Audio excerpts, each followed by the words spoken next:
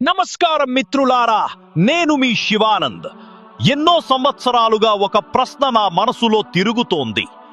ఈ విశ్వం ఎప్పుడు పుట్టింది? సృష్టి ఎక్కడ మొదలైంది? శాస్త్రం చెబుతోంది బిగ్ బ్యాంగ్ లో విశ్వం పుట్టిందని. కానీ మన వేదాలు, మన పురాణాలు వేల సంవత్సరాల క్రితమే అదే సత్యాన్ని చెబుతున్నాయి. మనకు ముందు ఎన్నో మన్వంతరాలు, ఎన్నో యుగాలు దాటిపోయాయి. ప్రతి సృష్టి తర్వాత ఒక ప్రళయం, ప్రతి ప్రళయం తర్వాత కొత్త సృష్టి. ఇది ఒక cycle, time loop of the cosmos.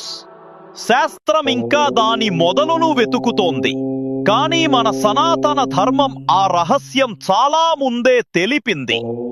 ఈ వెబ్ సిరీస్ సృష్టి రహస్యం సైన్స్ మరియు సనాతన ధర్మం కలిసే చోట మొదలవుతుంది. ఇది కేవలం ఒక సిరీస్ కాదు, ఇది ఒక యాత్ర. సత్యాన్ని తెలుసుకునే యాత్ర, మన మూలాన్ని అర్థం చేసుకునే యాత్ర. ప్రతిరోజు ఒక కొత్త రహస్యం, ఒక కొత్త జ్ఞానం, ఒక కొత్త దృక్పథం. ఇది నా ప్రయత్నం. మన సనాతన ధర్మంలోని అద్భుత సత్యాలను సైన్స్ భాషలో మళ్ళీ ప్రపంచానికి చెప్పటం. ఇక నుండి ప్రతిరోజు ఒక కొత్త ఎపిసోడ్, ఒక కొత్త సృష్టి రహస్యం మీ ముందుకు వస్తుంది. కాబట్టి మీరు కూడా ఈ యాత్రలో భాగమవ్వండి. చూడండి, లైక్ చెయ్యండి, షేర్ చెయ్యండి మరియు మన ఛానల్ సబ్స్క్రైబ్ చెయ్యండి. మనమంతా కలిసి సృష్టి రహస్యాన్ని అన్వేషిద్దాం. కాలానికి ఆది అంతం లేదు, కానీ సృష్టి యాత్ర మనకు తెలిసిన దానికంటే ఎంతో ముందే ప్రారంభమైంది. మానవుడి పుట్టుకకు ముందు, గెలాక్సీల పుట్టుకకు ముందు, సమయం అనే భావనకు ముందే ఏదో ఉంది. శాస్త్రం దానిని సింగ్యులారిటీ అంటుంది. మన వేదాలు దానిని పరబ్రహ్మం అంటాయి. శాస్త్రం చెబుతుంది సుమారు 13.8 బిలియన్ సంవత్సరాల క్రితం ఒక బిందువులో నుండి ఈ విశ్వం పుట్టింది. మన వేదాలు వేల సంవత్సరాల క్రితం చెబుతున్నాయి, శూన్యమేవ ఇదం సర్వం తతః సృష్టి అభవత్.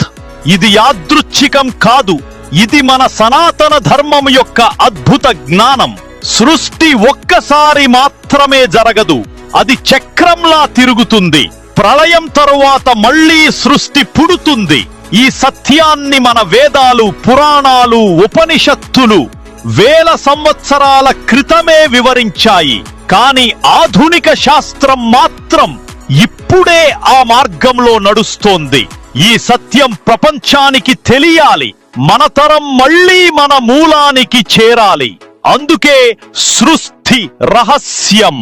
మన సనాతన ధర్మం చెబుతున్న ప్రతి సృష్టి చక్రం వెనుక శాస్త్రీయ ఆధారం ఏమిటో తెలుసుకునే ప్రయాణం. ఇక్కడ ప్రతి ఎపిసోడ్ ఒక సత్యం చెబుతుంది.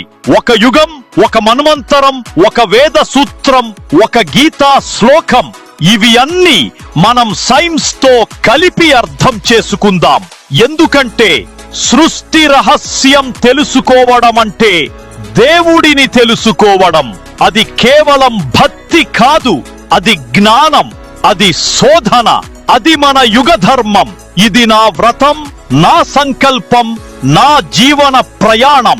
ఇది సృష్టి రహస్యం, ది అన్టోల్డ్ సైన్స్ ఆఫ్ సనాతన ధర్మ.